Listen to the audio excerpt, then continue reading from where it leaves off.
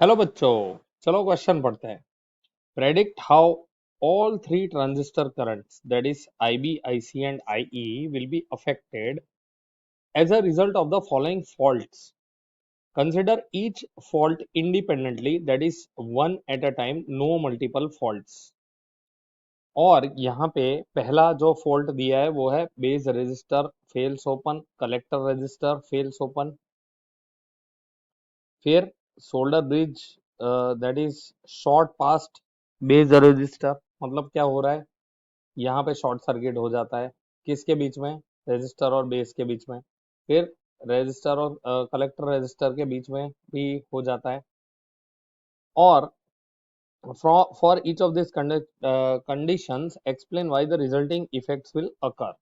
चलो बच्चों, तो सबसे पहले की कॉन्सेप्ट समझ लेते हैं। की कॉन्सेप्ट यहाँ पे यूज होगा ट्रांजिस्टर का। की कॉन्सेप्ट है वर्किंग ऑफ अ ट्रांजिस्टर। ठीक है, वर्किंग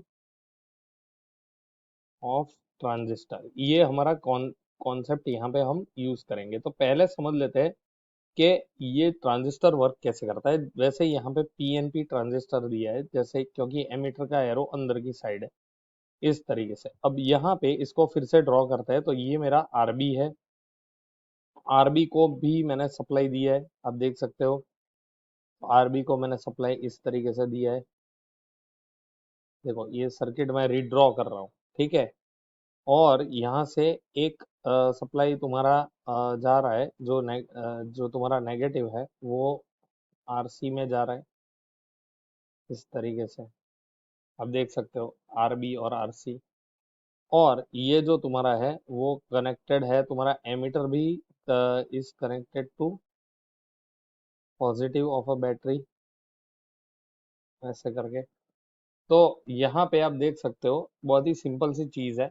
ये यहाँ पे आरबी जो है, आरबी यहाँ से बेस है, ये आपका एमीटर है और ये आपका कलेक्टर है।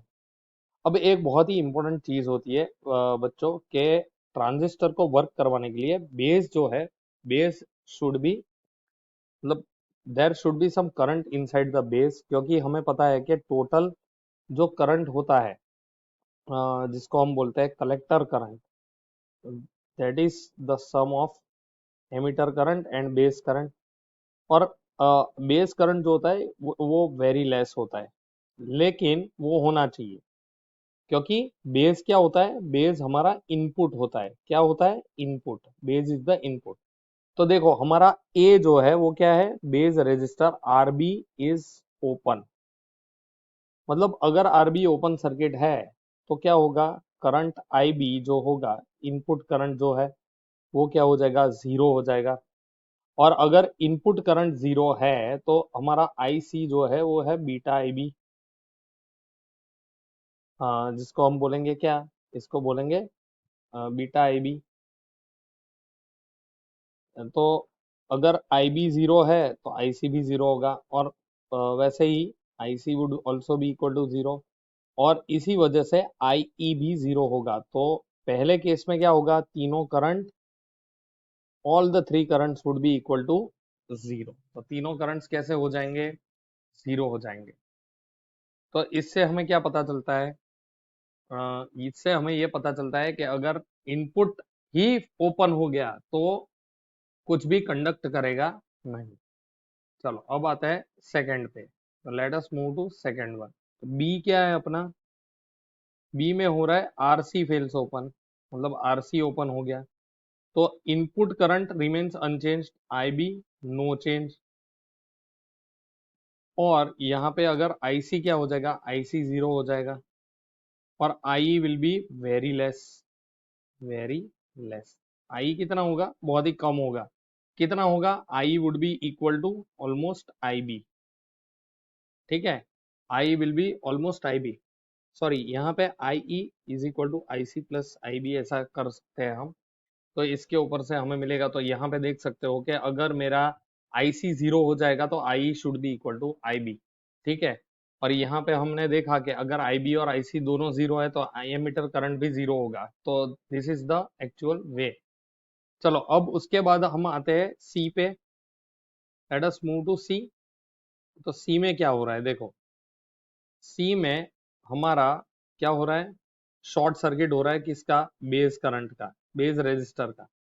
तो क्या है हमारा दूसरा, base resistor, that is RB is short circuited, short circuit हो गया। तो अगर इनपुट ही शॉर्ट सर्किट हो गया तो IB increases high, increases greatly.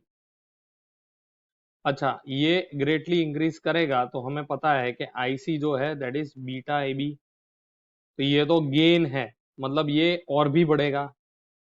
This also increases greatly, ऐसा बोल सकते हैं, इंक्रीजेस ग्रेटली।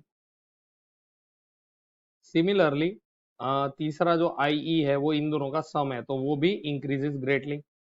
तो अगर करंट इतना इंक्रीज हो जाएगा तो क्या करेगा, ट्रांजिस्टर को, ट्रांजिस्टर गेट्स हीटेड, ट्रांजिस्टर क्या हो जाएगा, हीटेड हो जाएगा ना, क्योंकि पावर डिसिपेशन बढ़ जाएगा। तो transistor is over heated and gets damaged, and damage. तो इनपुट कभी भी शॉर्ट नहीं होना चाहिए, यही बताता है, राइट। अब लास्ट वाला देख लेते हैं, लास्ट वाला हमारा क्या है, लेट अस चेक। तो लास्ट वाला अगर हम देखें तो यहाँ पे हमारा क्या हो रहा है, देखो लास्ट वाले में आर सी अगर शॉर्ट सर्किट होता है तो अगर आर सी शॉर्ट सर्किट होता है तो आईबी को कोई असर नहीं होती, वो आउटपुट सर्किट में हुआ तो आईबी नॉट अफेक्टेड। लेकिन उसके सामने तुम्हारा जो आईसी है that increases slightly, increases slightly. अगर ये स्लाइटली इंक्रीज हुआ तो of course IE would be increases slightly, IE also increases. और इसकी वजह से स्लाइट इंक्रीज है, लेकिन उसकी वजह से क्या होगा, ट्रांजिस्टर में गेट ओवरहीटेड, ट्रांजिस्टर में गेट हीटेड, ओवरहीटेड ऐसा बोल सकते हैं। तो यही हमारे सॉल्यूशन है चारों के। होप यू अंडरस्टूड बच्चों, thank you and best of luck.